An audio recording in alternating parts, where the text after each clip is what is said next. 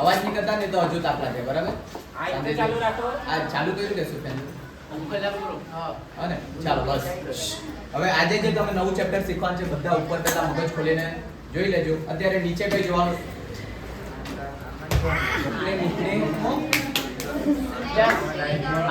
ચાલો જોઈ લેજો હવે નીચે કઈ જોવાનું નથી બધા ઉપર જોઈ લેજો આજે આખો દાખલાનું બેઝિક શીખી લેવાનું છે જેમાં તમારા 8 માર્ક્સનું પૂછાય 6 માર્ક્સનું આજે જ આવી જવા છે બરાબર એટલે પછી ખાલી પ્રેક્ટિસ કરવાની રહે જોજો પાંચમું ચેપ્ટર તમારું ભાગીદારોનો પ્રવેશ અથવા તો ભાગીદારનો પ્રવેશ હશે બરાબર નામ યાદ નહીં મળે ચાલો એક એમસીક્યુ પૂછાતું છે એમાંથી આ લખાવું ને પછી વ્યવસ્થિત અને એક 8 માર્ક્સનો દાખલો પૂછાતો છે બરાબર એટલે ટોટલ 9 માર્ક્સનું ચેપ્ટર છે જેમાંથી 8 માર્ક્સનો દાખલો એક ગેરંટી સાથે પૂછાશે પહેલા આખી કન્ડિશન સમજી લે શું કરવાનું છે તે અને આજે જ પહેલો દાખલો સ્ટાર્ટ કરી દેવાનો છે બરાબર નહીં આવ્યા છે તે લોકો વિડિયો જોશે ચાલો માની લો કે કોઈ બે ભાગીદારો છે રાકેશ અને સુરેશ આવી રીતના બે ભાગીદાર છે રાકેશ 50,000 રૂપિયા મૂડી લઈને આવેલો છે ધંધામાં આ સુરેશ 1.5 લાખ રૂપિયા મૂડી લઈને આવેલો છે બરાબર અને બધું ધ્યાનથી જોતા રહેજો લેણદારો એ લોકો ઊભા કર્યા છે લેણદારો એટલે ખબર ને ઉધાર માલ ખરીદી લાવેલા હશે તે લેણદારો એ લોકો 50,000 ના ઊભા કર્યા છે પછી નફામાંથી અનામત રાખેલી છે કામદાર અકસ્માત વળતર ફંડ 50,000 ની ધંધાની અંદર દેવું પડેલું છે દેવી હુંડી એ 50,000 ની છે એટલે આ ટોટલ કેટલું થયું 1 લાખ 2 લાખ 3 લાખ ને 50,000 બરાબર ચાલો આ થઈ ગઈ એ લોકોની મૂડી દેવા બાજુ પડે ને ખબર શું કહ્યું હા ને મૂડી દેવા બાજુ પછી આ બાજુ લખીએ આપણે મિલકત નાણાં મિલકત નાણાં બાજુ એ લોકો પર ફર્નિચર પડેલું છે 1 લાખનું યંત્ર છે 50,000 ના ધંધાની પાઘડી જો કે પાઘડી મારે ઉપર લખવા દીધી હતી પણ કઈ વાંધો નહીં ધંધાની પાઘડી પડેલી છે 50,000 ની પછી નફો કોઈ નફા નુકસાન ખાતે જો કે આ નફો નહીં કહેવાય ઉધાર બાકી એટલે નુકસાન કહેવાય 50,000 રૂપિયા નુકસાન પડેલું છે ધંધામાં અને બીજું શું લખીએ કેટલા થયા 2,50,000 હજુ 1 લાખ બાકી ને દેવાદાર લખી દે બરાબર દેવાદારો લખીએ 1 લાખ થઈ ગયા 1 2 3 ને 50 ચાલો અહીંયા જોજો આ ઉદાહરણ ખાલી મોડે લખ્યું છે ઓય ઉપર જવાનું ધ્રુપદ ઓલી ગયો એવું લખું છે હાલી ગયું છે આના લાઈવ માં બોલ તમે તો આના લઈ ગયો પ્રાણી છે કે માણસ છે ચાલશે ફોકસ જ નહીં લે આપણે ઉલા બોલ અચ્છા તું મૂકજે હો ફોન રે ધ્યાનથી માં દેવા ચાલો આપણે એક ઉદાહરણ લખ્યું છે જાતે વિચારી સમજી લે બરાબર હવે અહીંયા જો આ મિલકત નાણા બાજુ લખેલું છે એટલે કઈ બાકી હશે ટ્રિપલ ઉધાર બાકી બરાબર આ ઉધાર બાકી એટલે તમારા ધંધાનું નુકસાન આ નુકસાનના કારણે એવું લાગે કે ધંધાને છે ને વ્યવસ્થિત નફો થતો નથી એ નફો નહીં થયા કરે એટલે એ લોકોથી કામકાજ સચવાતું નહીં મળે બરાબર એ લોકોથી કામકાજ એ લોકો એટલે કે રાકેશ અને સુરેશ આ લોકોથી ધંધો સચવાતો નથી એટલે કે એ લોકો નવા હોશિયાર અને પૈસાવાળા વ્યક્તિને અંદર પાછું બોલવાનું એને ઉઠાડો ચાલ પસાર ચાલો ફોકસ નહીં લઈ બસે અરે તમે બેઠા રાખેલ તો પહેલે હતું અહીંયા લક્ષાય છે હવે મારી પર ફટાફટ ડિસ્ટર્બ નહીં કરો આ પ્રવેશ એટલે કે હલવો થોડી છે હલવો બી હલવો નહીં લાગે ચાલો હવે ડીંગલી નહીં કરતા રાકેશ અને સુરેશ 50,000 ને 1.5 લાખ રૂપિયા મૂડી લાવ્યા 1 વર્ષ 2 વર્ષ ધંધો કર્યો પણ એ લોકોનું નુકસાન જ થયા કરે દર વર્ષે આ વર્ષે કેટલું નુકસાન દેખાતું છે 50,000 નું બરાબર આ નુકસાન થતું છે એ લોકોથી સચવાતો નથી ધંધો એક હોશિયાર વ્યક્તિની જરૂર છે અથવા તો નવા પૈસાની જરૂર છે તો હોશિયાર ને પૈસાવાળા ખાલી એને એક જ માણસને જાણે આયુષ રાજપૂત અને તો તે એમ કે અગર આ લોકોએ નક્કી કર્યું કે જે આયુષ રાજપૂત છે તેને ધંધામાં પાછી એન્ટ્રી આપી એટલે કે જે બે ભાગીદાર હતા તેના જગ્યા એક નવા ભાગીદારને એન્ટ્રી આપી જગ્યા એટલે કે પેલા બે તો રહેવાના જ તો એક નવો ભાગીદાર આવી જશે ધંધાની અંદર બરાબર તો એ લોકોને ધંધો વ્યવસ્થિત સાચવવામાં મદદ મળશે અને ખબર પડે એ કન્ડિશન કોઈ બી હોઈ શકે કાં તો નફો ઓછો થતો હોય કાં તો કામનું બોજ વધી જતું હોય ડિપાર્ટમેન્ટ વધારવાનો હોય કોઈ બી કારણસર નવા વ્યક્તિની જરૂર પડે તો એ નવા વ્યક્તિને જે એન્ટ્રી આપે તેને કહેવાય પ્રવેશ બરાબર હવે ધારો કે મને પ્રવેશ આપ્યો હવે મને પ્રવેશ આપે ને તો આ લોકોનું જૂનું પાકું હોય છે તે નહીં ચાલે મારા પ્રવેશ સાથે મને નવું પાકું હોય છે નવું પાકું હોય કેમ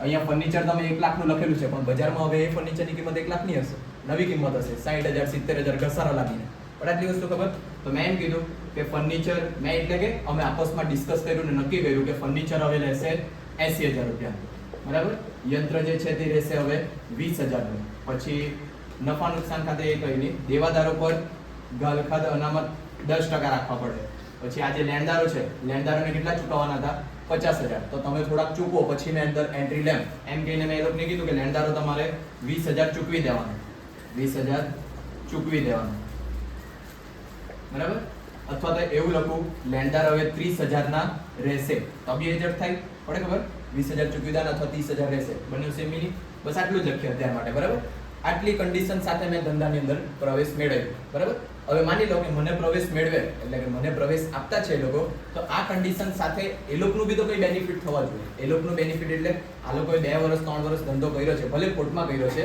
પણ એ ધંધાની એ લોકોએ પ્રતિષ્ઠા જમાવી છે એટલે મારે એ લોકોને પગડીના પૈસા ચૂકવવા પડે વસ્તુ ખબર આટલી અને એ પગડીના પૈસા જે મારે ચૂકવવાના તે હવાલા પ્રમાણે બધી વખતે ગણતરી અલગ હશે અને એ પગડી જ બધાએ શીખવાનું છે આ બીજું બધું બધાને આવડી જશે અને અત્યારે બનાવેલો દાખલો છે એટલે કદાચ જવાબ એમ તેમ આવે પણ જોઈ લેજો હવે મેં ધારો કે તમે 2 જણ કે કોઈ બી તમે ભાગીદાર હોય મને નવા ભાગીદાર તરીકે એન્ટ્રી આપતા છે તો સૌથી પહેલા મારા પાસે શું ઈચ્છા રાખશે કે મેં મૂડી લઈને આવું બરાબર હા ને કે મેં મૂડી લઈને આવું ને બધા ભાગીદાર મૂડી લઈને આવશે ધારો કે મેં 1 લાખ રૂપિયા મૂડી લઈને આવ્યો બરાબર આ મૂડી ઇનફ નથી ખાલી મૂડી લાવી દીધી કેમ કે મૂડી તો પછી જ્યારે કંપની અથવા તો પેઢી બંધ થશે ને તો એ મૂડી તો પાછી મળી જાય અને એટલે બીજી એક વસ્તુ લાવવા પડે જેને કહેવાય પગડી એ જે વસ્તુ કેમ કે આટલા વર્ષ સુધી અમે ધંધો કર્યો છે એટલે અને જરૂરી નહીં મતલબ કે નવા ભાગીદારને પ્રવેશ આપે કે પેલા લોકોથી કામ હેન્ડલ નથી થતું માની લો કે અમે 2 જણ ધંધો કરતા છે કોઈ મારા દોસ્તાર આવીને એમ કે હવે મારાથી જિંદગીમાં કઈ રેલું નહીં મળે કાંઈ થતું નહીં મળે એને બી એન્ટ્રી આપી દે દોસ્તી નહીં સર મતલબ ગમે તે કારણસર જૂના જે ભાગીદારો છે તેના સાથે એક નવો ભાગીદાર જોડાય તેને કહેવાય ભાગીદારનો પ્રવેશ બરાબર હવે તમારે જે ખાતા તૈયાર કરવાના છે તેની વાત કરીએ બરાબર સૌથી પહેલા તમારે તૈયાર કરવાનું પુનઃ મૂલ્યાંકન ખાતું કયું પુનઃ મૂલ્યાંકન ખાતાનું બીજું નામ છે નફા નુકસાન હવાલા ખાતું નફા નુકસાન હવાલા ખાતાના કારણે એની અંદર ફક્ત અને ફક્ત નફા નુકસાનના હવાલાની જ એન્ટ્રી આપવાની બરાબર પણ આટલી વસ્તુ ખબર જેમ નફા નુકસાનના નિયમ હતા કે નુકસાન ખાતે ઉધાર અને નફા ખાતે જમા તેવા જ સેમ આના બી કાયદા છે અને નુકસાન ઉધાર બાજુ લખવાનું અને નફો જમા બાજુ લખવાનું બ્રિજ ઉપર જોવાનું આના માની લો પછી બીજું ખાતું બનાવવાનું મૂડી ખાતું આ મૂડી ખાતું જગ્યા કોઈ વખત ચાલુ ખાતું બી આવશે તે મેં બતાવવાનું બરાબર હવે મૂડી ખાતામાં અહીંયા કેટલા ભાગીદાર છે રાકેશ અને સુરેશ 2 પણ નવો એક ભાગીદાર આવી ગયો હોશિયાર આયુષ બરાબર ચાલો એટલે મૂડી ખાતાના 3 ભાગીદારોનું ખાનું પડશે બરાબર ચાલો હવે આ જે પ્રવેશ ને નિવૃત્તિમાં તમે ભાગીદારનું મૂડી ખાતું બનાવે ને તેની અંદર તમારે તારીખનું ખાનું બનાવવાનું નહીં તમારું બાજી જ જાય હમણાં ચાલો હવે આ વસ્તુ ખબર પડે જેમ તમે ભાગીદારનું પેલું ભણ્યા ને વાર્ષિક હિસાબ તેની અંદર તારીખનું ખાનું બનાવતા મૂડી ખાતામાં આની અંદર તારીખનું ખાનું બનાવવાનું નહીં આ 3 ભાગીદાર જેમાં મેં અહીંયા લખતો છે રાકેશ સુરેશ અને જે નવો ભાગીદાર હોય ને તેના ઉપર આવી રીતના સ્ટાર કરી દેવાનું બરાબર રાકેશ સુરેશ અને આયુષ આ 3 ભાગીદાર છે આ 2 ખાતા થયા પુનઃ મૂલ્યાંકન ખાતું અને મૂડી ખાતું ત્રીજું ખાતું તમારું રોકડ અથવા તો બેંક ખાતું અને છેલ્લે ખાતું નથી પણ પત્રક પાકું સરવૈયું બરાબર આટલા 4 ખાતા બનશે અને આ 4 ખાતા બનાવવાના તમને 8 માર્ક મળશે બરાબર હવે બધી કન્ડિશન જો આ કન્ડિશન બનાવેલી છે એટલે જલ્દી ખબર પડે અને આપણે સૌથી પહેલા જે મૂડી ખાતું છે જેમ પાકાસેરામાં સૌથી પહેલા શું કરતા આપણે મૂડી ખાતાની જમા બાજુ બાકી આગળ લાવ્યા કરતા તેવી રીતના દાખલાની શરૂઆત કરવાની અહીંયા લખવાનું જમા બાજુ પર બાકી આગળ લાવ્યા તારીખનું ખાનું નથી એટલે તારીખ વિશે વિચારવાનું કંઈ કામ નથી ચાલો રાકેશના કેટલા હતા 50,000 દાખલો જોઈ લેજો બધા હવે દાખલો સ્ટાર્ટ થયો પછી સુરેશના કેટલા 1,50,000 હવે આ જૂની મૂડી લખી ત્યારે તો આયુષ હતો નહીં એટલે ડેશ પણ આટલી વસ્તુ ખબર ચાલો આ થઈ જાય એટલે રોકડ સ્લેશ બેંક ખાતાની ઉધાર બાજુ બાકી આગળ લાવ્યા લખવાનું હે ને જોજો પહેલામાં શું લખતા અંશ મૂડી ખાતાની જમા બાજુ પર પહેલા બાકી આગળ લાવ્યા મૂડી અને ઉધાર બાજુ પર ઉપાડ આની અંદર પહેલા મૂડી લખવાનું પછી રોકડ સ્લેશ બેંક ખાતાની ઉધાર બાજુ લખવાનું બાકી આગળ લાવ્યા અહીંયાથી તમારે દાખલો સ્ટાર્ટ કરવાનો હવે બાકી આગળ લાવ્યા રોકડ સ્લેશ બેંક અહીંયા તો આપણે કોઈ રોકડા લખ્યા નથી રોકડા નહીં લખ્યા એટલે અહીંયા ડેશ કરવાનો હવે માની લો કે દેવાદાર મેં આટલા કરી દેમ 50,000 અને અહીંયા બીજા કરી દેમ રોકડ સિલક 50,000 ચાલશે અને તો આ રોકડ સિલક ક્યાં લખવાની તમારે અહીંયા બાકી આગળ લાગ્યા તરીકે પૂછે આટલી વસ્તુ અને આ 2 એન્ટ્રી બધા દાખલામાં કોમન બરાબર જો બાકી આગળ લાગે રોકડ ખાતામાં નહીં હોય તો ડેશ પૂછે આટલું પ્રવેશ નિવૃત્તિ સરખું છે આવી રીતના જેમાં 2 એન્ટ્રી આપવાની છે અને જેમ અહીંયા રાકેશ સુરેશ 2 જણ હતા નવો આવ્યો તેમાં શું થશે આ 3 જણ છે ને એક નીકળી જાય બસ આટલી જ કન્ડિશન છે પ્રવેશની નિવૃત્તિ અને આટલું થઈ ગયું પછી હવાલાથી સ્ટાર્ટ કરવાનું તમને કીધેલું છે હવાલાની બધી એન્ટ્રી શેમાં જવા જોઈએ પુનઃ મૂલ્યાંકન ખાતામાં પણ અમુક કન્ડિશન એવી છે જેમ કે આ આયુષને નવા ધંધામાં પ્રવેશ કર્યો છે અને 1 લાખ રૂપિયા મૂડી તરીકે લાવ્યો છે બરાબર 1 લાખ રૂપિયા જો મૂડી તરીકે મેં લાવું તો ધંધામાં રોકડ આવે તો ઉધાર રોકડ અને બેંક ખાતાની ઉધાર બાજુ લખવાનું 1 લાખ અને આ પૈસા લાવેલો કોણ છે? આયુષ. તો એના મૂડી ખાતામાં એન્ટ્રી જવા જોઈએ. અહીંયા રોકડ સ્લેશ બેંક ખાતાની ઉધાર બાજુ, તો મૂડી ખાતાની જમા બાજુ. આ આવી ગયા 1 લાખ આયુષના મૂડી. નામમાં વિરુદ્ધનું નામ લખવાનું. અહીંયા લખવાનું આયુષના મૂડી ખાતે. વિરુદ્ધનું નામ એટલે કે અહીંયા લખવાનું આયુષના મૂડી ખાતે અને અહીંયા લખવાનું રોકડ સ્લેશ બેંક ખાતે. પડે ખબર વિરુદ્ધનું નામ? 1 લાખ રૂપિયા જો ધંધામાં લઈને આવે તો ધંધામાં રોકડ આવે તો ઉધાર બાજુ. આ ઉધાર બાજુ 1 લાખ લખ્યા. બીજી એન્ટ્રી આપવાની આયુષના મૂડી ખાતે. અહીંયા ઉધાર બાજુ તો પહેલામાં જમા બાજુ. નામમાં વિરુદ્ધનું નામ. આ જે 1 લાખ છે અહીંયા રોકડ સ્લેશ બેંક ખાતામાં છે, તો અહીંયા લખવાનું રોકડ સ્લેશ બેંક ખાતે અને અહીંયા છે આયુષના મૂડી ખાતામાં, એટલે અહીંયા લખવાનું આયુષના મૂડી ખાતે. થાય એટલું ક્લિયર? ચાલો, આ પહેલો હવાલો પૂરો. પાઘડી વાળી એન્ટ્રી અહીંયા બતાવી નહીં મળે, ડાયરેક્ટ લખવામાં બતાવો તમને, બરાબર? ચાલો, પહેલું આ ફર્નિચર હવે 80,000, એટલે કે જે ફર્નિચર 1 લાખનું છે કેટલાનું રહેશે? 80,000નું. તો જો પાકું સર્વે બનાવેલું છે તેમાં અહીંયા પહેલા તો ફર્નિચર લખીએ. જૂનું ફર્નિચર કેટલાનું છે? 1 લાખનું, બરાબર? જે હવે કેટલાનું રાખવાનું છે આપણે? 80,000નું. તો બહાર મારે લખવા પડે 80,000. તો 20,000 નો શું થયો? ઘટાડો. શું થયો? ઘટાડો. આપણે ઘસારો નહીં લખવાનો, ઘટાડો જ લખવાનો, બરાબર? જો હવે નફો થયો કે નુકસાન તે તમારે વિચારવાનું. આ મિલકત હતી 1 લાખની, મિલકત ઓછી થાય તો ધંધાને નુકસાન થાય. નુકસાન હોય તો પુનઃ મૂલ્યાંકનની ઉધાર બાજુ, જે મેં તમને પહેલા ચેપ્ટરમાં શીખવાડેલું. ફર્નિચર ખાતે કેટલા રૂપિયા? 20,000. પડે ખબર આ પહેલા ચેપ્ટરમાં કેમ શીખવાડેલું છે તે? હા ને? ચાલો આગળ. આ પૂરું થઈ ગયું. જે લખાઈ ગયું તેને ખરું પાડતા જાય, બરાબર? આ ફર્નિચર આવી ગયું, રોકડ સ્લેશ બેંક આવી ગયું. ચાલો, એના પછી એમ કીધું છે યંત્રો 20,000ના. યંત્ર 50,000ના છે. હવે યંત્ર કેટલાના રહી જશે? 20,000ના. પહેલા યંત્રો લખવાના 50,000ના. હવે રહી જવાના છે કેટલાના? 20,000ના. એટલે ઘટાડો થયો કેટલાનો? 30,000નો. માઇનસ કરીએ ઘટાડો. ચાલો, યંત્ર એટલે મિલકત. મિલકતમાં ઘટાડો થયો તો ધંધા માટે નુકસાન. નુકસાન હોય તો પુનઃ મૂલ્યાંકનની ઉધાર બાજુ. અહીંયા લખું યંત્ર ખાતે કેટલા રૂપિયા? 30,000 રૂપિયા. પૂછતું છે આટલું બધાને? એકદમ સિમ્પલ દાખલા છે. ભાગીદાર પેલા વાર્ષિક હિસાબ કરતા હેલા છે, બરાબર? આ યંત્ર આવી ગયું, એને ખરું પાડ્યું, બરાબર? ચાલો આગળ. દેવાદાર પર ગાલખાત અનામત 10% રાખવાનું છે. દેવાદારો કેટલાના છે? 50,000. તો પહેલા અહીંયા લખીએ દેવાદાર 50,000. ગાલખાત અનામત પ્લસ કરવાની કે માઇનસ? માઇનસ. ગાલખાત અનામત 10% એટલે 5,000 આવવાના. બાદ કરીને 45,000. ચાલો, આ ગાલખાત અનામત, આ મિલકત હતી દેવાદાર. મિલકતમાં ઘટાડો કર્યો, ધંધા માટે નુકસાન. નુકસાન હોય તો ઉધાર બાજુ. અહીંયા લખીએ ગાલખાત અનામત ખાતે 5,000 રૂપિયા. ચાલો, દેવાદારો આવી ગયા. અહીંયાથી આ દેવાદાર વાળો હવાલો પૂરો થઈ ગયો. લાસ્ટ લેણદારો હવે 30,000 જ ના રહેશે એવું કીધું, બરાબર? લેણદારો 50,000 ના છે. મૂડી દેવા બાજુ છે એટલે અહીંયા બી કઈ બાજુ લખીએ આપણે? મૂડી દેવા બાજુ. અહીંયા લખું મેં પહેલા લેણદારો કેટલાના? 50,000 ના. જે હવે કેટલાના રહી જવાના? ખાલી 30,000 ના. તો 20,000 ઘટાડો થઈ ગયો, માઇનસ ઘટાડો. હવે જોજો અહીંયા ધ્યાનથી, લેણદાર એટલે દેવું. દેવામાં ઘટાડો થાય તો તમારો નફો કહેવાય, અને દેવામાં ઘટાડો થાય તો નફો. નફો હોય તો કઈ બાજુ લખવાનું?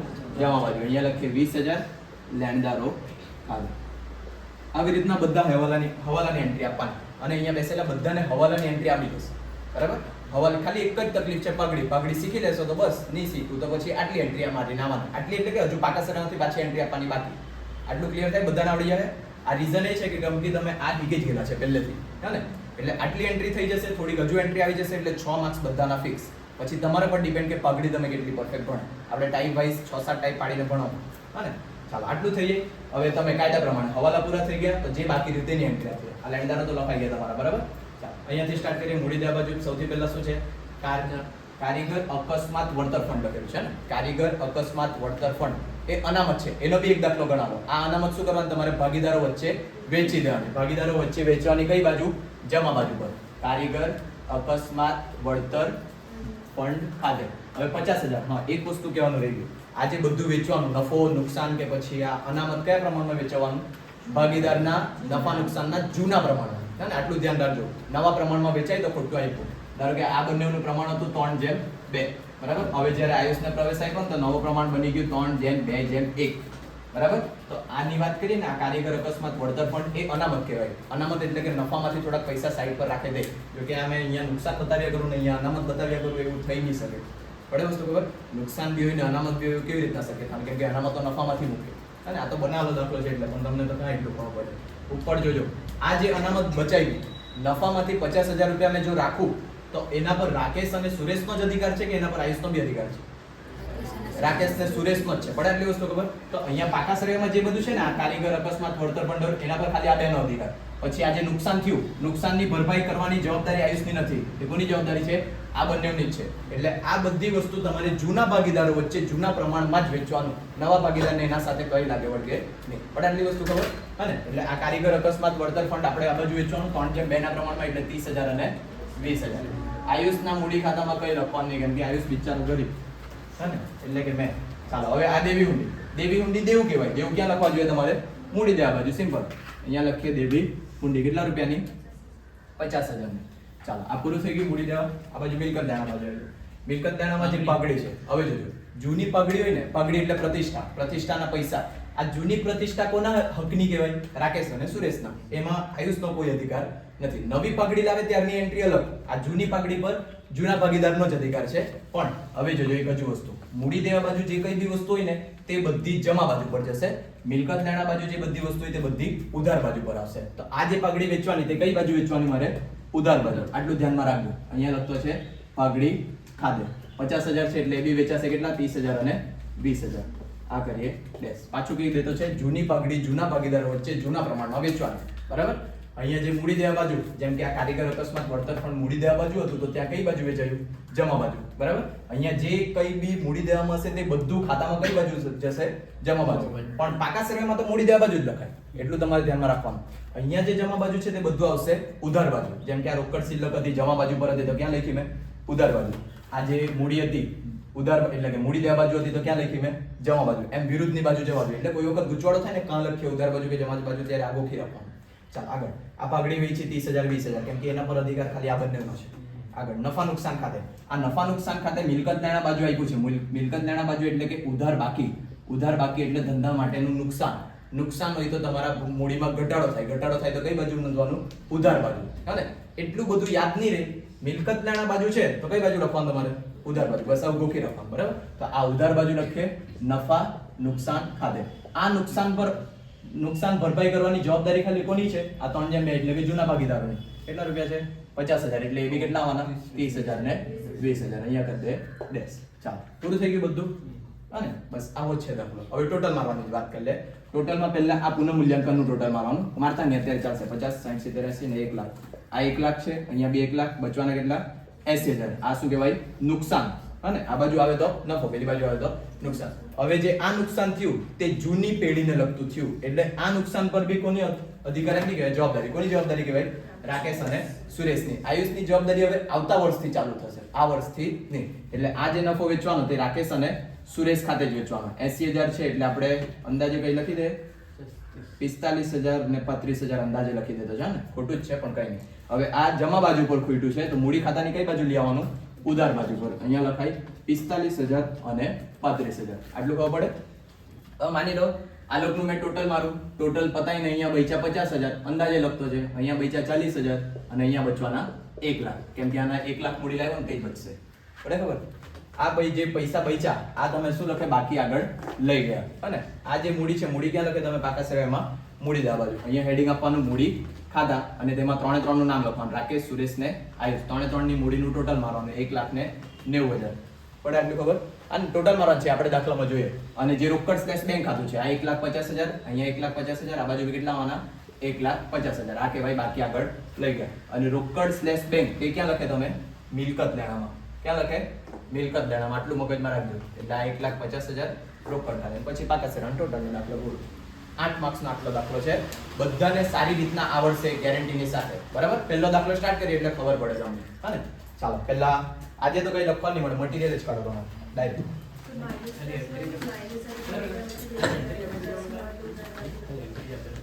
હા એવું તમને સ્કૂલમાં શીખવાડે.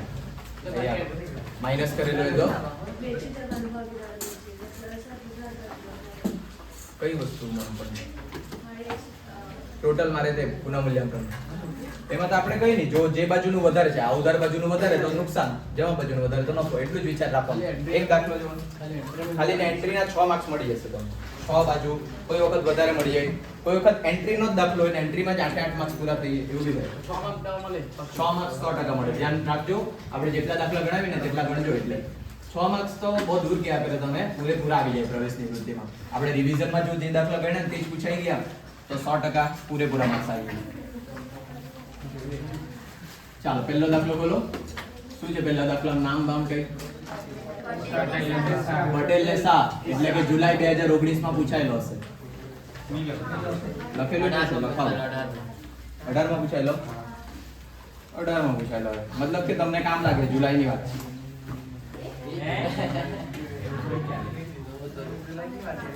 પહેલા પાસ કરી આંધી વહી જવાનું મારે કઈ. વડે જ નહીં સાહેબ એટલો ઘંટાળો આવે. રાખી મૂકે ને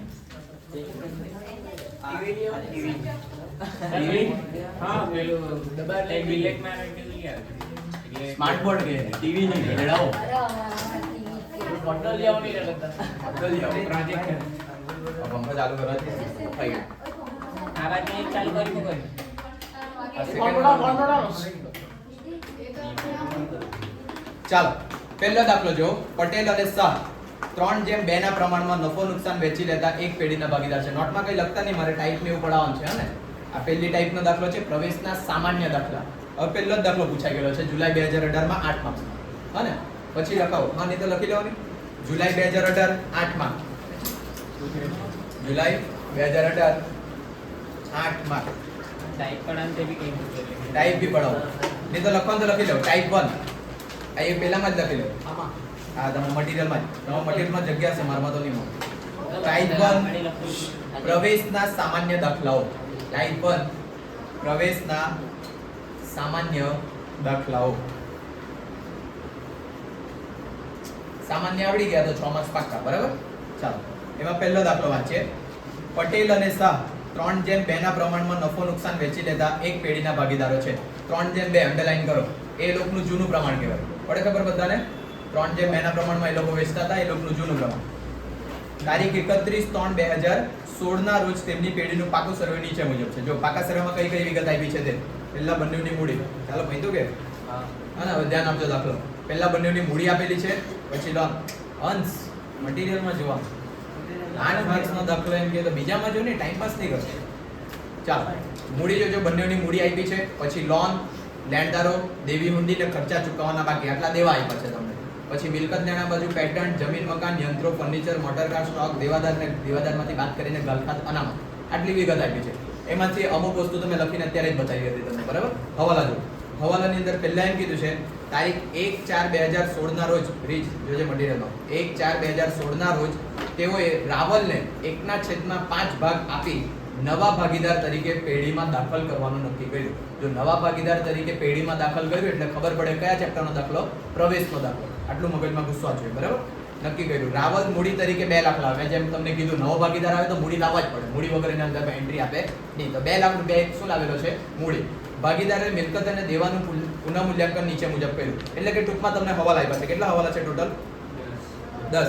જો હવાલા વધારે એટલે ગભરાવાનું નહીં. હવાલા વધારે એટલે ખુશ થવાનું. એન્ટ્રી વધારે તો વધારે માર્ક્સ મળશે તમને. કેમ કે હવાલા તમને પરફેક્ટ આવડતા રહેશે. હા ને પાંગડી છોડી.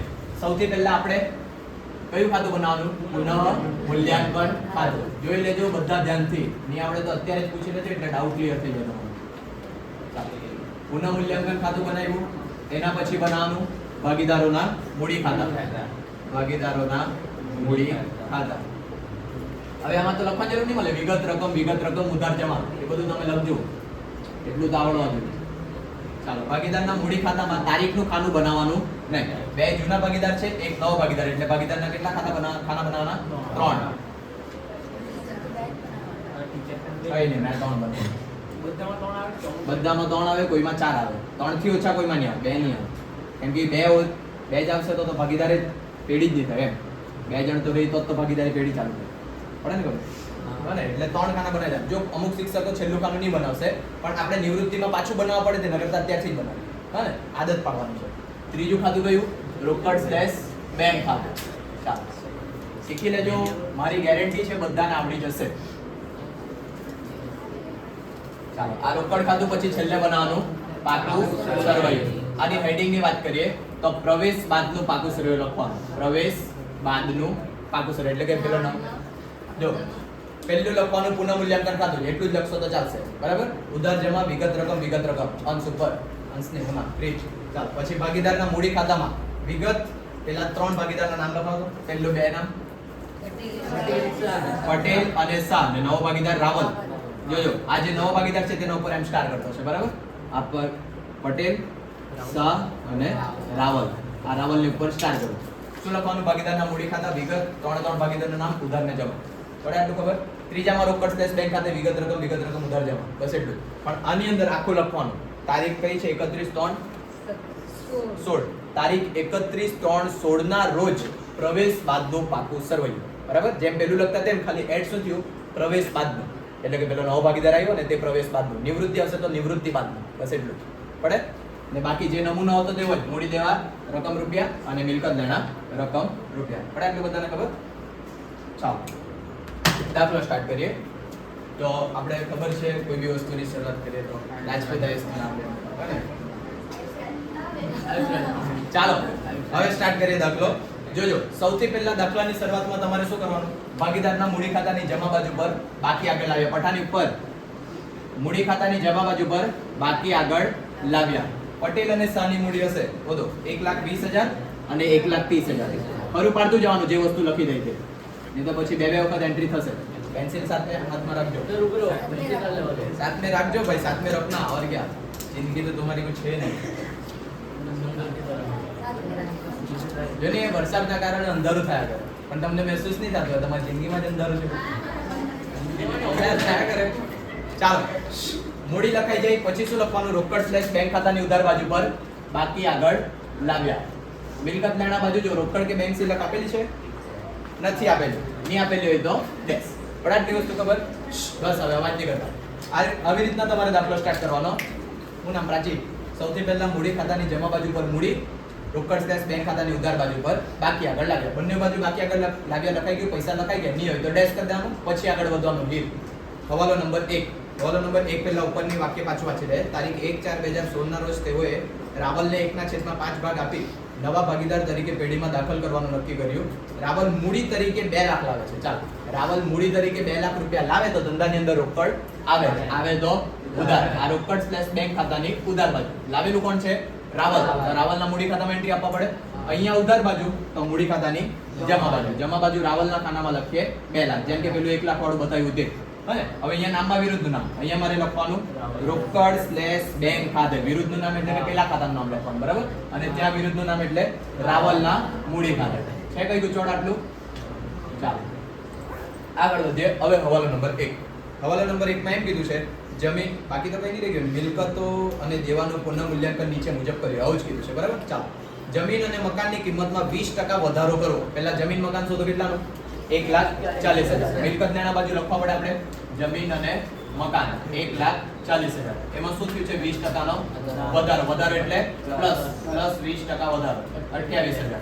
પ્લસ કરીને બહાર કેટલા આવવાના? 168. બરાબર? ચાલો મિલકત છે. મિલકત વૈધી તો નફો કે નુકસાન? નફો. નફો હોય તો કઈ બાજુ? પુનઃ મૂલ્યાંકનની જમા બાજુ. થાય પૂછે બધાને. મિલકત વૈધી તો નફો. નફો હોય તો પુનઃ મૂલ્યાંકનની જમા બાજુ. જમીન મકાન ખાતે કેટલા રૂપિયા? 28,000. જો મિલકતમાં ઘટાડો થાય તો ઉધાર બાજુ, મિલકતમાં વધારો થાય તો જમા બાજુ. ગોખી રાખવાનું તો ગોખી રાખવું. બરાબર? અને ચાલો આગળ વધીએ. હા, આ જેટલા વધારો ઘટાડો થયો ને તે જ રકમ લખવાની. બહારની રકમ લખાઈ જાય તો ખોટું. હવાલાની રકમ લખવાની ટૂંકમાં. ચાલો આગળ. હવાલાની રકમ લખવાની. એ બી વાક્ય ખોટું જ કીધું હવે. કેમ કે કોઈ વખત એમ કે જમીન મકાન 1,60,000 રાખો. જે આ તફાવતની રકમ આવે ને તે જ લખવાનું તમારે. મગજમાં રાખજો બધા. ચાલો આગળ. યંત્રોની કિંમતમાં 10% ઘટાડો કરવો. યંત્રો શોધો. 70,000. અહીંયા લખીએ મિલકત લેણા બાજુ પહેલા તો યંત્રો 70,000. એમાં ઘટાડો એટલે માઈનસ કરવા પડશે. કેટલા ટકા? 10% ઘટાડો. 10% એટલે 7,000. બાદ કરીને કેટલા આવવાના? 63. ચાલો મિલકત, યંત્ર એટલે મિલકત. મિલકત ઘટી ગઈ. કેટલી ઘટી ગઈ? 7,000. મિલકતમાં ઘટાડો. ધંધા માટે નુકસાન હોય તો ઉધાર બાજુ. કઈ છે જમા બાજુ વાળી? યંત્રો ખાતે. કેટલા રૂપિયા? 7,000. ગોખી રાખવાના તો ગોખી રાખજો. મિલકત લેણા બાજુ જો કઈ ઘટે તો અહીંયા ઉધાર બાજુ, જો કઈ વધે તો જમા બાજુ. ગોખવા કરતા સમજવાનું સારું છે. હા ને? ચાલો આગળ. યંત્રો પછી ત્રીજો હવાલો. ફર્નિચરની કિંમત 60,000 ગણવી. જો મેં પેલું કીધું ને કે જેટલા હવાલામાં આપ્યા તેટલા લખવાના તો આ 60,000 લખી જશે. એ ખોટું કહેવાય. ચાલો ફર્નિચર શોધો. કેટલાનું? 80,000. પહેલા તો અહીંયા મેં લખતો છે ફર્નિચર 80,000. ધ્યાનથી સમજજો. શું કીધું છે એ લોકોએ 60,000. ફર્નિચરની કિંમત 60,000 ગણવી એટલે કે બહાર રાખવાની તમારે 60,000 બરાબર એટલે કે 20,000 નો શું થયો ઘટાડો માઈનસ કરીએ ઘટાડો મિલકતમાં ઘટાડો ધંધા માટે નુકસાન હોય તો ઉધાર માટે. કેટલા રૂપિયા 20,000 વિગતમાં લખવાનું ફર્નિચર આગળ વધીએ હવાલો નંબર 4 મોટર કાર પર 20% લેખે ઘસારો ગણો મોટર કાર શોધો 1,20,000 અહીંયા લખીએ મોટર કાર 1,20,000 ઘસારો આપ્યો છે એટલે માઈનસ ઘસારો કેટલા ટકા 20% ઘસારો 20% એટલે 24,000 બાદ કરીને 96,000 ચાલો મોટર કાર પર ઘસારો તો તમને ખબર જ છે ઘસારો એટલે નુકસાન અથવા તો એને ખર્ચ કહે નુકસાન કઈ બાજુ લખવાનું આપણે ઉધાર બાજુ 24,000 વિગતમાં લખવાનું મોટર કાર પર ઘસારા ખાતે મોટર કાર પર ઘસારા ખાતે ચાલો આગળ હવાલો નંબર 5 દેવાદારો પર 5,000 ગાલખાદ અનામત રાખવી પહેલા તો દેવાદારો ક્યાં લખાય આપડા મિલકત લેણામાંથી બરાબર દેવાદારો લખીએ હવે જોજો દેવાદારનો હવાલો ધ્યાનથી દેવાદારો કેટલા આપ્યા છે 21,000 એમાંથી 1,000 ગાલખાદ અનામત બાદ કરી છે અને પછી બાર કેટલા રાખ્યા છે 20,000 જ્યારે હવાલાની એન્ટ્રી આપતા હોય ને ત્યારે મુખ્ય દેવાદારની રકમ તમારે ધ્યાનમાં લેવાની મુખ્ય એટલે કે કેટલા 21,000 પડે બધાને ખબર તે 21,000 અહીંયા મેં પહેલા લખું જોજો આ હવાલો 21,000 અહીંયા લખ્યા એમાંથી મારે માઈનસ કરવાના ગાલખાદ અનામત કેટલા ટકા કે પૈસા આપ્યા ડાયરેક્ટ આપ્યા છે ગાલખાદ અનામત કેટલી 5,000 બાદ કરીને 16,000 હવે જો દેવાદાર એટલે મિલકતમાં ઘટાડો થયો એટલે નુકસાન કઈ બાજુ લખવાનું આપણે ઉધાર બાજુ અહીંયા લખાશે તમારું ગાલખાદ અનામત ખાતે પણ અહીંયા વસ્તુ સમજો જે પૈસા લખવાના ને તેની વાત કરીએ જૂની ગાલખાદ અનામત કેટલા રૂપિયાની છે 1,000 રૂપિયાની બરાબર હવે જૂની પહેલાથી 1,000 રૂપિયાનું નુકસાન પડેલું જ છે નક્કી જ કરી રાખેલું હતું કે આટલું નુકસાન થવાનું છે આ વર્ષે નુકસાન વાસ્તવમાં કેટલું થયું 5,000 નું એ 5,000 માંથી પહેલા 1,000 વાળી લેવાનું પછી નુકસાન કેટલું બચાવવાનું ખાલી 4,000 બસ આટલી જ વસ્તુ છે બીજું કંઈ નહીં એટલે કાઉન્સમાં લખતો છે 5,000 માઈનસ 1,000 એટલે કેટલા બચવાના 4,000 જો એક જ કન્ડિશન કે જો માની લો કે તમારા દેવાદારોમાંથી ગાલખાદ બાદ કરેલી હતી અનામત 7,000 રૂપિયા હને એટલે પહેલાથી નક્કી કરેલું છે કે 7,000 નું નુકસાન થવાનું છે એટલે સાઈડ પર પૈસા રાખેલા છે નુકસાન કેટલાનું થયું આ વખતે 5,000 નું તો 2,000 બચી જાય તમારે બરાબર એ બચી જાય તે તમારે જમા કરવાનું એ જ્યારે હવાલ આવે ત્યારે પાછું ડીપમાં અંદર પણ આટલી વસ્તુ ખબર અત્યારનું ક્લિયર થયું 1,000 પૈસા સેફટી માટે રાખેલા હતા નુકસાન થયું 5,000 નું તો પેલા સેફટી વાળા પૈસા વાપર્યા હતા નુકસાન કેટલાનું બચ્યું ખાલી 4,000 નું ચાલો આગળ પાંચમો હવાલો પૂરો થયો છઠ્ઠો બીજા પેજ પર છે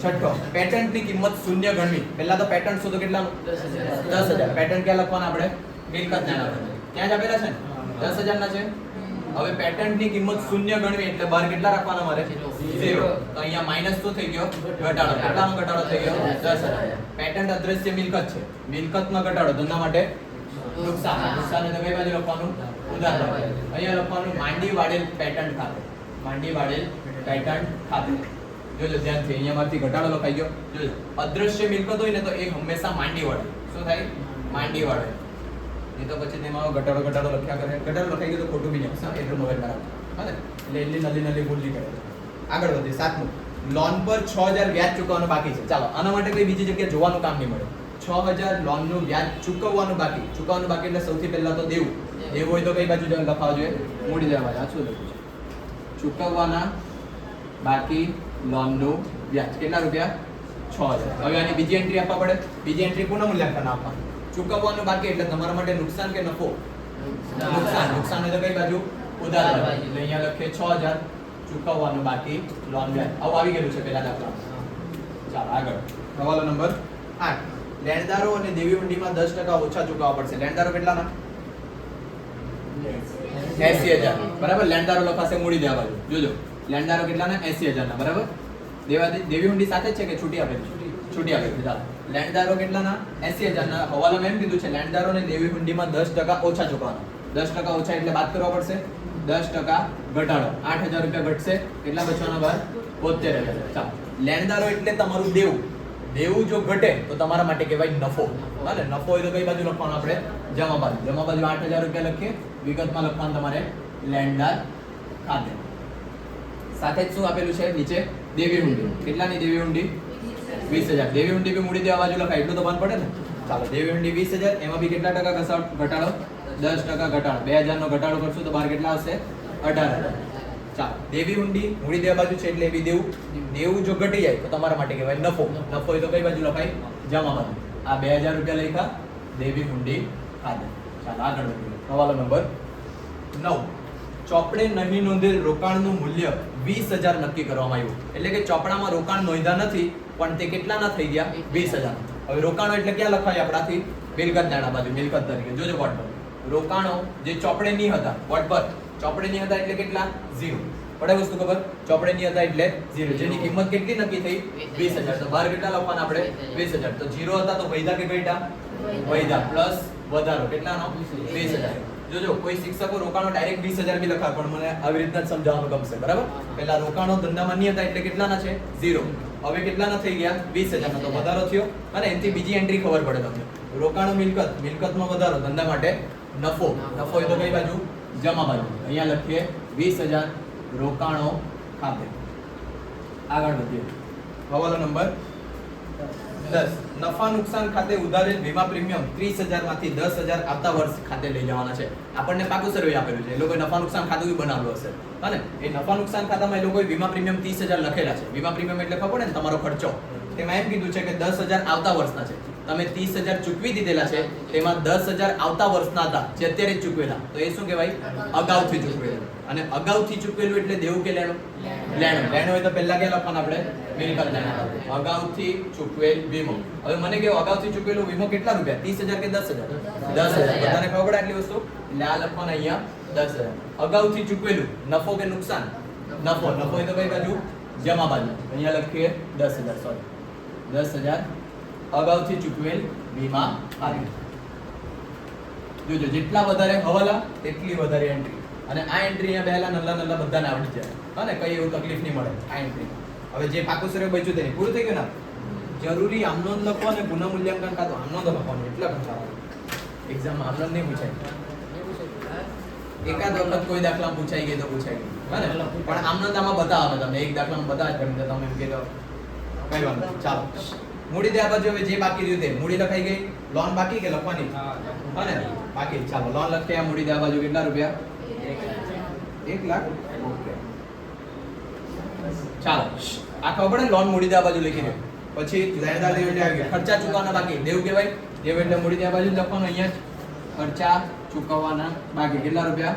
30,000. ચાલો મિલકત દેણા બાજુ આવી ગયું. એક જ વસ્તુ બાકી છે ને. સ્ટોક કઈ બાજુ લખાય? મિલકત દેણા બાજુ. સ્ટોક 40,000. અને પહેલા બી મેં મિલકત દેણા જ બોલ્યો કે મૂડી દેવાની જગ્યાએ. પૂરું ને? ચાલો બસ આ છે તમારો દાખલો પ્રવેશ ટોટલ માં. કઈ બાજુનો? ઉધાર બાજુનો આવ્યો 71,000. જોઈ લેજો ઉધાર બાજુ જમા બાજુ ગમે તે બાજુ વધારે હોઈ શકે. એવું જ છે. કેટલા? ટોટલ 68 ને. એટલે વાત કરીને કેટલા બચો? 53,000. એટલે તમે જેમ પેલું નફા નુકસાન ખાતું વેપાર ખાતું બનાવતા ને ટોટલ મારતા તેવું ટોટલ મારવાનું. કોઈ ઉધાર બાજુ બી વધારે હોઈ શકે, જમા બાજુ બી વધારે હોઈ શકે. આ જમા બાજુ પૈસા ખૂટ્યા છે એટલે શું કહેવાય? નુકસાન. શું કહેવાય? નુકસાન. નુકસાન અથવા તો ખોટ. આ જે નુકસાન છે તે જૂના ભાગીદારો વચ્ચે જૂના પ્રમાણમાં જ વેચવાનું. જૂનું પ્રમાણ કેટલું છે લોકોનું? 3:2. અહીંયા લખીએ 3:2. જે જૂના બે ભાગીદાર છે તે લોકોની જ જવાબદારી છે આ. એટલે અહીંયા લખવાનું જો પટેલના મૂડી ખાતે અને સામના મૂડી ખાતે વેચ્યા 1800 ને 1200. બરાબર? અહીંયા જમા બાજુ પર આવ્યું એટલે આપણે લાવવાનું ક્યાં? ઉધાર બાજુ. નામમાં વિરુદ્ધનું નામ લખવાનું. પુનઃ મૂલ્યાંકન ખાતે 1800 અને 1200. આ રાવલમાં ડેશ. આ થઈ ગયું મૂડી ખાતા ટોટલ. જો પેલા જે નવ ભાગીદાર હશે તેના તો 2 લાખ જ આવવાનું. એટલે તમારા અમુક શિક્ષકો બનાવવા આવે નહીં અને ડાયરેક્ટ જ એન્ટ્રી આપે. ચાલો આ 2 લાખ. અહીંયા બી કઈ બીજું તો દેખાતું નહીં મળે. આ 1,20,000, આ 1,30,000, અહીંયા બી 1,20,000 અને 1,30,000. વાત કરીને કેટલા પૈસા આવશે? 1,08,000 અને 18,200. જો અહીંયા બાકી આગળ લાવ્યા તો આજે છેલ્લે આવશે તે બાકી આગળ લઈ ગયા. ચાલો આ મૂડી જે આવે તમારે અહીંયા મૂડી દેવા બાજુ પર હેડિંગ આપવાનું. મૂડી ખાતા 3 નું નામ લખવાનું. પટેલ, શાહ અને રાવલ. જો જે લોકો પાકો સર્વે નહીં બનાવે ને એટલે મૂડી ખાતામાં રાવલનું ખાનું નહીં બનાવે તે ડાયરેક્ટ અહીંયા 2 લાખ લખી શકે. બરાબર? હા કરીએ ને. એ રોકડ ખાતામાં નહીં લઈ જવાનું. આ પૈસા ધ્યાન રાખજો. મૂડી પર લઈ જવાનું ડાયરેક્ટ. 1,18,200, 1,28,800 અને 2 લાખ. પાછું એક વખત કહી દેતો છે, જે લોકોએ રાવલનો કાનૂન નહીં બનાવેલો હોય તે લોકો રાવલના પૈસા અહીંયા ડાયરેક્ટ લખી શકે, પણ મારા ટ્યુશનની અંદર બધાએ બનાવવાનું, બરાબર? બીજા પછી તમે જે કરે તે. ટોટલ 4,47,000 પૂરા. ચાલો, આટલું થઈ જાય પછી આનું ટોટલ મારવાનું. જોજો, રોકડ સ્લેશ બેંક ખાતે અહીંયા 2 લાખ, અહીંયા બી આવશે 2 લાખ. તો વાત કરીને કેટલા બચવાના? 2 લાખ. એ શું કહેવાય? અહીંયા લાવ્યા તો લઈ ગયા, બાકી આગળ લઈ ગયા. જોજો, રોકડ અને બેંક ખાતું તમારું મિલકત લેણા બાજુ લખાય, એટલું ધ્યાન રાખજો. અહીંયા લખીએ રોકડ સ્લેશ બેંક. કેટલા રૂપિયા? 2 લાખ. બસ, હવે ટોટલ મારો. ટોટલ સરખું તો દાખલો સાચો. 8 માર્ક્સ આવી.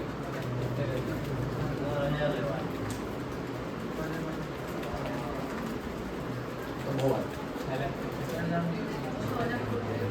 6,73,000 બંને બાજુ 6,73,000. આ બધાનું ક્લિયર? હા ને? હવે જો આમનોંધ મેં પહેલા જ દાખલા પહેલા જ ચેપ્ટરમાં કેમ શીખવાડી દીધું. હવે આના સાથે મેં તમને આમનોંધ બી શીખવાડતે, અનાજ સાથે તમને આ ખાતું બી બનાવતા શીખવાડતે, અનાજ ખાતે તમને અનામત વેચતા શીખવાડતે, તો પૂરું જ થઈ જશે તમારું. હા ને? એટલે જોજો ઉપર બધા આમનોંધ લખવાની છે. હવાલા સ્ટાર્ટ કરવાના. પહેલા હવાલાથી એકદમ સ્ટાર્ટ કરીને, જો પહેલા હવાલામાં શું હતું? આપણે 2 લાખ મૂડી લાવેલા હતા. અને મૂડી લાવ્યા એટલે આપણે ક્યાં લખ્યું? રોકડ સ્લેશ બેંક ખાતાની ઉધાર બાજુ. જો રોકડ સ્લેશ બેંક ખાતાની ઉધાર બાજુ એટલે રોકડ બેંક ખાતે કરવાનું ઉધાર, અને તે રાવલના મૂડી ખાતે. આ પહેલી આમનોંધ. આપણે બધાને ખબર. સમજો આમનોંધ. પહેલા આપણે મૂડીની એન્ટ્રી આપી, રોકડ બેંક ખાતાની ઉધાર બાજુ, તો આના ખાતે કરવાનું ઉધાર, તે રાવલના મૂડી ખાતે. આમનોંધ પૂરી. પછી આ બધી આમનોંધ મેં તમને શીખવાડેલી છે, આના પરથી ખાતા પરથી. તેવી રીતના નંબર આપીને લખવાની. અને છેલ્લી આમનોંધ કઈ આવશે? આ નુકસાનની. અને એ બી તમને શીખવાડેલી છે. એ રીઝન એ છે કે પહેલા ચેપ્ટરમાં ભણવાનું, અહીંયા વધારે માથાકૂટ નહીં કરવા પડે એટલે આમનોંધ તમારે જાતે લખવાની. બાબત જે લખવાની જરૂર નથી. લખાશે આમનોંધ બધાથી. ખાલી એક જ નવી છે, કઈ? આ મૂડી લાવ્યા તે. મૂડી લાવ્યો એટલે રોકડ ખાતે ઉધાર, તે રાવલના મૂડી ખાતે. બાકી બધી તમારે હા પહેલી, પછી હવાલા પ્રમાણે આ બધી. પરીક્ષામાં આ પૂછાયેલી છે કદાચ, પણ મેં પેપરમાં જોયું નહીં હજુ સુધી પૂછાતા. એક કામ કરો, આ દાખલો લખી લાવજો તમે આનંદ કાલે પહેલા, બરાબર?